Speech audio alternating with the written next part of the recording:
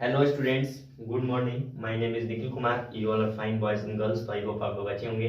तो हम लोग क्लास 10th का मैथ पढ़ रहे थे, जिसमें हम लोग पढ़ रहे थे ट्रायंगल। क्या पढ़ रहे थे? ट्रायंगल, त्रिभुज। ठीक है, उसमें हम लोग 6.3 तक कवर कर लिए थे। तो आइए हम लोग 6.4 की ओर चलते हैं और कुछ समझते हैं। उससे पहले हम लोग कुछ कंसेप्ट समझ लेते हैं जो आपके 6.4 में क्वेश्चन बनाने में सहायता प्रदान करेगा। तो आइए हम लोग समझते हैं। देखिए क्या कंसेप्ट है आपका। कॉन्सेप्ट एक प्रमेय है। प्रमेय है, क्या है? प्रमेय। प्रमेय वैसे हम सिद्ध नहीं करेंगे, आप लोग खुद से कर लीजिएगा। इसको हम कंसेप्ट वाइज बता देते हैं क्या है। ठीक है, प्रमेय आपका क्या है? क्षेत्रफल पर आधारित है। क्या है? क्षेत्रफल पर आधारित। क्या है? आधारित।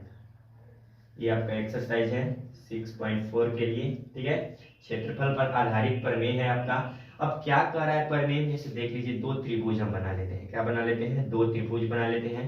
ठीक है, इसका नाम है ए बी सी। इसका नाम दे देते हैं पी क्यू आर। ठीक है, तो यहाँ पे कहा है क्षेत्रफल पर आधारित जो प्रमेय है उसमें कहा है कि त्रिभुज ए बी सी समरूप है त्रिभुज पी क्यू आर के। क्या है? समरूप है। तो कह रहा है इसमें, देखिए आपका बुक में भी दिया है कि कह रहा है प्रमेय में कि समरूप त्रिभुजों के क्षेत्रफल पर आधारित प्रमेय है। ठीक है, कह रहा है कि दो समरूप त्रिभुजों के क्षेत्रफल का अनुपात, समरूप त्रिभुजों के क्षेत्रफल का अनुपात, क्या कह रहा है? क्षेत्रफल का अनुपात इनकी संगत भुजाओं के अनुपात के वर्ग के बराबर होता है। क्या होता है? अनुपात के वर्ग के बराबर होता है। यानी इसका लिखेंगे एरिया ऑफ त्रिभुज ए बी सी बाय बटा में एरिया ऑफ त्रिभुज पी क्यू आर। त्रिभुज P Q R is equal to क्या है? ए बी बटा में इसका संगत भुजा, ए बी का संगत भुजा क्या है? पी क्यू है। ठीक है, इज इक्वल टू का होल स्क्वायर। ठीक है, और बी सी का संगत भुजा क्या है? क्यू आर है, उसका भी होल स्क्वायर। ठीक है, बराबर है ए सी का संगत भुजा पी आर है, ए सी का संगत भुजा पी आर है, इसका भी होल स्क्वायर। वर्ग क्या है? आपस में बराबर है। यही आपका क्या है? प्रमेय। क्या है? प्रमेय है, क्षेत्रफल पर आधारित है। यानी त्रिभुज ए बी सी का क्षेत्रफल त्रिभुज पी क्यू आर के क्षेत्रफल के वर्ग के अनुसंगत अनुपात के, जो संगत भुजा का अनुपात है उसके बराबर होता है। यही आपका प्रमेय है। क्या है? यही आपका प्रमेय है। तो इसको आप लोग बुक में प्रूफ किया हुआ है। ठीक है, तो ये कॉन्सेप्ट आप समझ लीजिए। अब इसी के आधार पर हम लोग एक्सरसाइज जो 6.4 है उसमें कुछ क्वेश्चन दिया हुआ है। ज्यादा तो नहीं है, 6-7 क्वेश्चन है आपके, 8-9।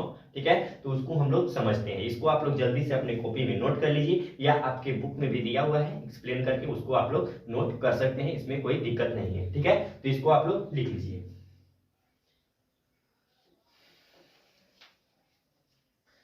तो आई होप आप लोग इसको लिख लिए होंगे। तो हम लोग अब एक्सरसाइज की ओर, क्वेश्चन की ओर बढ़ते हैं। क्या क्वेश्चन कह रहा है आपका एक्सरसाइज में, उसमें समझते हैं। क्या कह रहा है उसको समझते हैं। और कॉपी पेन आप लोग लेकर ही बैठिए। ठीक है, स्क्रीनशॉट के भरोसे मत रहिए। जितना आप लोग लिखिएगा उतना ही प्रैक्टिस होता जाएगा। क्या होता जाएगा? उतना ही प्रैक्टिस होता जाएगा। ठीक है, लिखने से आदमी को याद भी होता है और प्रैक्टिस भी होता रहता है। तो आप लोग तो डिजिटल जमाना में स्क्रीनशॉट मार के, स्क्रीनशॉट कहाँ गया, आप लोग कहाँ गए? ठीक है, देख लीजिए। अब हम लोग क्वेश्चन देख लेते हैं एक्सरसाइज 6.4 का। इसमें फर्स्ट क्वेश्चन कह रहा है कि मान लीजिए त्रिभुज ए बी सी त्रिभुज डी ई एफ के समरूप है। इनके क्षेत्रफल क्रमशः 64 सेंटीमीटर स्क्वायर और 121 सेंटीमीटर स्क्वायर है। यदि ई एफ का मान 15.4 सेंटीमीटर स्क्वायर है तो पी सी का मान ज्ञात करें। क्या कह रहा है? बी सी का मान ज्ञात करें। तो देखिए हम दो त्रिभुज पहले बना लेते हैं। एक त्रिभुज आपका ए बी सी है और एक त्रिभुज डी ई एफ है। क्या है? डी ई एफ है। ठीक है, एक त्रिभुज ए बी सी है, एक त्रिभुज डी ई एफ है, और दोनों क्या है? आपस में समरूप है। यहाँ लिख लेते हैं, फर्स्ट क्वेश्चन है आपका। ठीक है, उसमें लिख लेते हैं दिया है त्रिभुज ए बी सी समरूप है त्रिभुज डी ई एफ के। क्या है? समरूप है। ठीक है, क्या है? समरूप है। और इसमें दिया है दोनों का क्षेत्रफल दिया है, यानी एरिया ऑफ त्रिभुज ए बी सी दिया है 64 सेंटीमीटर स्क्वायर दिया है। ठीक है, और एरिया ऑफ त्रिभुज पी डी ई एफ क्या दिया है? डी ई एफ दिया है आपका 121 सेंटीमीटर स्क्वायर दिया है, ठीक है। और ई एफ का मान आपको दिया है 15 पॉइंट कितना दिया है जी, 15.4 सेंटीमीटर स्क्वायर दिया है, ठीक है। और बी सी का मान आपको निकालने के लिए बोला। तो बेहद आसान क्वेश्चन है, आपको प्रमेय भी जस्ट अभी पीछे बताएं, ठीक है। तो उसी पर आधारित ये आपका क्वेश्चन दिया हुआ, ठीक है। तो आइए हम लोग समझते हैं। देखिए इसमें area of triangle ABC, area of triangle DEF का मान दिया है, ठीक है। तो हम लोग प्रमेय से समझते हैं। क्षेत्रफल पर आधारित जो प्रमेय है, क्षेत्रफल पर आधारित प्रमेय क्या होता है कि इसमें आपको जो दिया है कि त्रिभुज ए बी सी समरूप है, त्रिभुज क्या डीईएफ के समरूप है, ठीक है।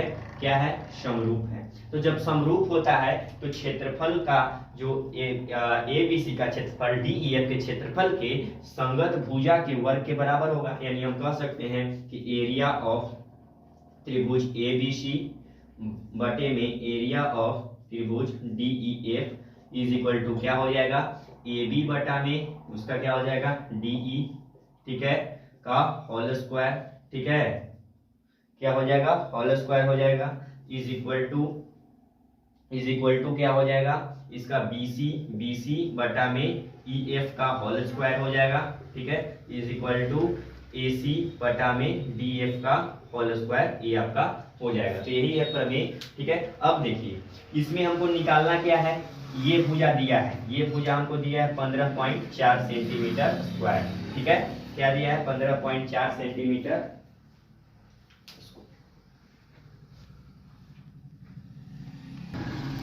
ठीक है। तो इसमें क्या दिया है BC बटा EF, ये जो प्रमेय है इसमें आपको EF का मान दिया है, क्या दिया है EF का मान दिया है 15.4 सेंटीमीटर स्क्वायर और BC का आपको इसका निकालना है। तो देख लीजिए हम इसमें क्या लेंगे, ये पार्ट को ले लेंगे, क्या ले लेंगे, ये पार्ट ले लेंगे।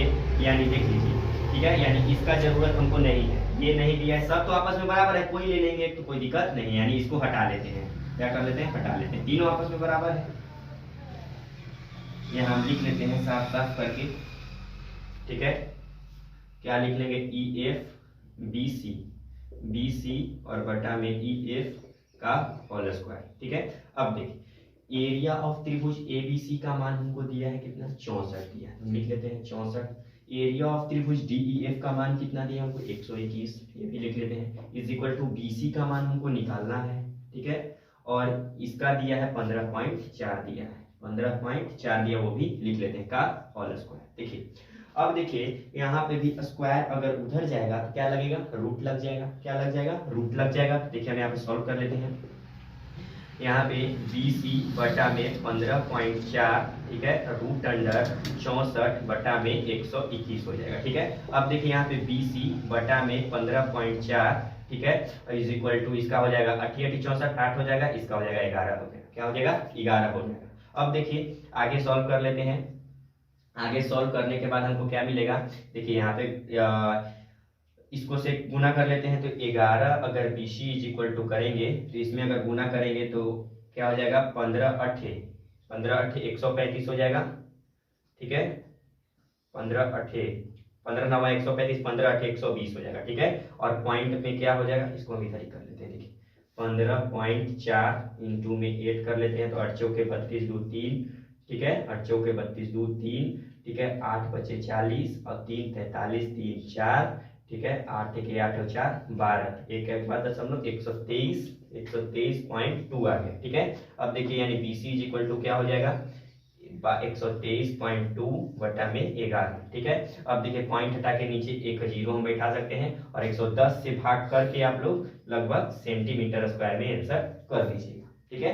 ये बेहद आसान क्वेश्चन है आपका, ठीक है। इसको आप लोग जल्दी से अपने कॉपी में नोट कर लीजिए, ठीक है। और जो नेक्स्ट क्वेश्चन है आपका इसमें, ठीक है, नेक्स्ट क्वेश्चन है उसको हम लोग करेंगे, ठीक है, जल्दी से देखिए।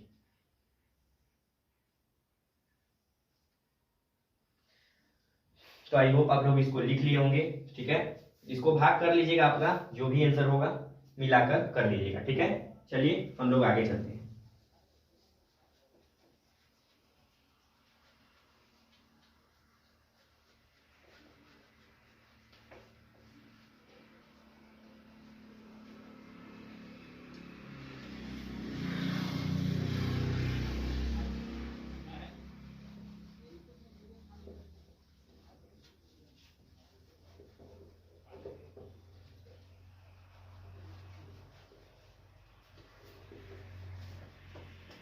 सब आपका प्रमेय पर जो त्रिभुज चैप्टर है क्लास 10 में क्या किस पर आधारित है? प्रमेय पर आधारित है। जितना प्रमेय आप लोग प्रैक्टिस कीजिएगा उसके आधार पर क्वेश्चन दिया हुआ है, आप लोग क्वेश्चन को सॉल्व करिएगा।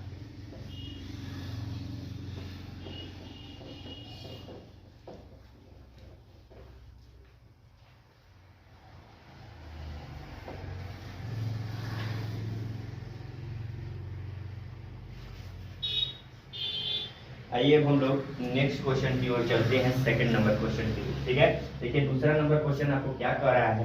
कह रहा है कि एक समलंब है ए बी सी डी जिसमें ए बी समानांतर है डीसी के विकर्ण परस्पर बिंदु ओ पर प्रतिच्छेद करते हैं। यदि A B equal to C D हो तो त्रिभुज ए ओ बी और सी ओ डी के क्षेत्रफलों का अनुपात ज्ञात करें। देख लीजिए, अनुपात ज्ञात करना है। क्या ज्ञात करना है? अनुपात, रेशियो ज्ञात करना है। ठीक है, देख लीजिए ए बी सी डी क्या है? एक समलंब है। तो समलंब आपको पहले भी बताए थे। ठीक है, पहले भी बताए थे।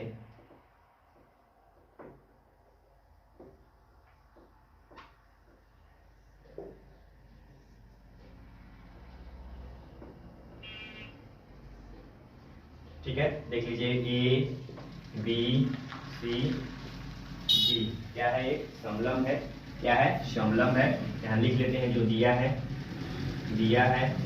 ए बी सी डी एक समलंब है। क्या है? समलंब है। ठीक है, ए बी सी डी एक समलंब है। ठीक है, जिसमें ए बी पैरेलल है डीसी के, ए बी पैरेलल है डीसी के। ठीक है, इसमें इसका विकर्ण भी बना देते हैं।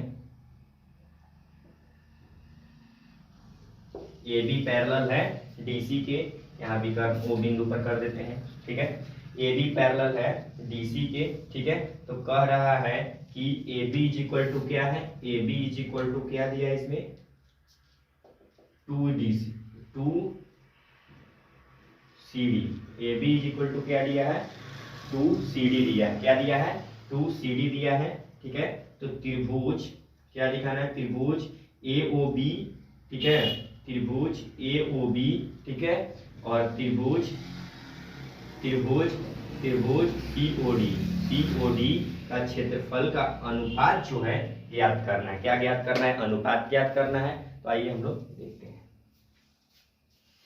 अब देखिए यहाँ पे जो समलंब चतुर्भुज है ए बी सी डी क्या है? समलंब है। यानी इसका देखिए त्रिभुज ए ओ बी ये और सी ओ डी इसका अनुपात आपको ज्ञात करना है। ठीक है, तो हम लोग प्रमेय पढ़े हैं, प्रमेय तो अभी आपको बताएं। ठीक है, प्रमेय जब बताएं तो उसमें क्या है? जब उसका अनुपात बराबर करने के लिए वर्ग के क्षेत्रफल से संबंधित प्रमेय था, तो वर्ग के बराबर करने के लिए उसका क्या होना चाहिए?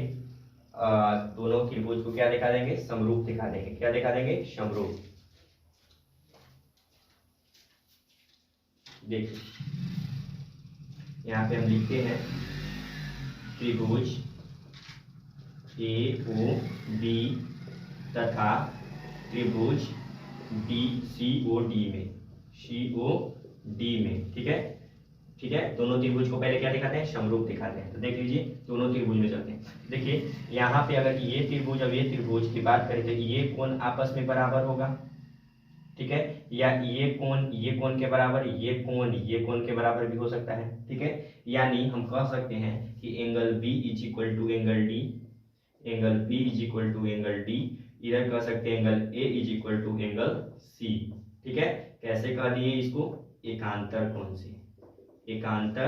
कोण से कह सकते हैं दोनों आपस में बराबर है। जब दो कोण, किसी भी त्रिभुज का दो कोण आपस में बराबर हो गया तो तीसरा बराबर होता ही है। ठीक है, हम लोग पढ़े हैं पीछे।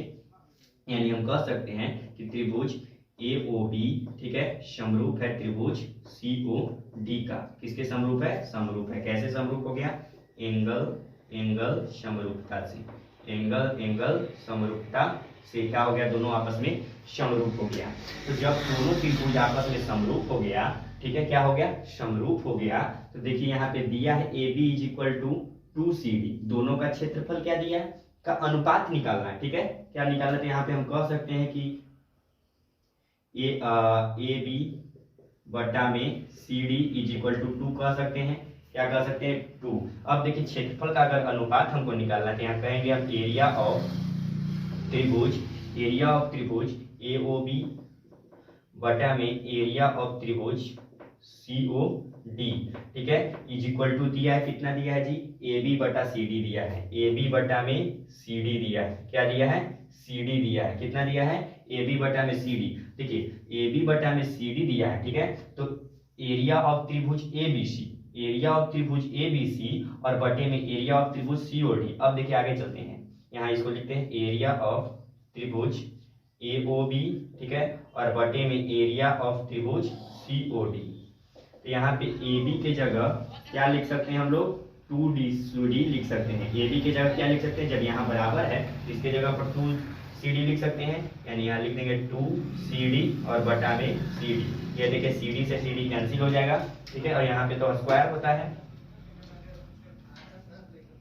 क्या होता है, स्क्वायर होता है, तो इसका भी स्क्वायर कर देंगे, ठीक है, और इसमें स्क्वायर में देखिए कट जाएगा आपका, और ये 2 का स्क्वायर कितना हो जाएगा, 4 हो जाएगा, और नीचे 1 है, कट जाएगा तो 1 बचेगा ना, तो यहाँ आसानी से आ गया, इसका रेशियो 4:1 आ गया, यही आपका आंसर हो जाएगा, ठीक है। तो बेहद आसान क्वेश्चन आपके एक्सरसाइज में दिए हुए हैं, तो इसको आप लोग जल्दी से अपनी कॉपी में नोट कर लीजिए और धीरे धीरे समझिए, ठीक है, जितने धीरे धीरे आसान से समझते चलिएगा आपको बनेगा। अगर सोचिएगा कि मतलब जल्दी से बना ले तो ऐसा संभव नहीं है, आप लोग धीरे धीरे पढ़ने प्रैक्टिस कीजिए, क्वेश्चन को प्रैक्टिस कीजिए, एक समरूप जितना समलंब चतुर्भुज बताएं ये सबको आप लोग समझिए क्या है, ठीक है, समरूपता से संबंधित जितना पढ़ने अभी तक आपको बताया है वो समझिए, ठीक है। तो आज के लिए हम इतना ही रहने देते हैं, नेक्स्ट वीडियो में हम लोग नेक्स्ट क्वेश्चन की ओर चलेंगे। अगर हमारे चैनल पर आप नए हैं तो चैनल को सब्सक्राइब कीजिए और कमेंट बॉक्स में लिख कर बताइए हमारा वीडियो आपको कैसा लगता है। तो आज के लिए इतना ही, धन्यवाद।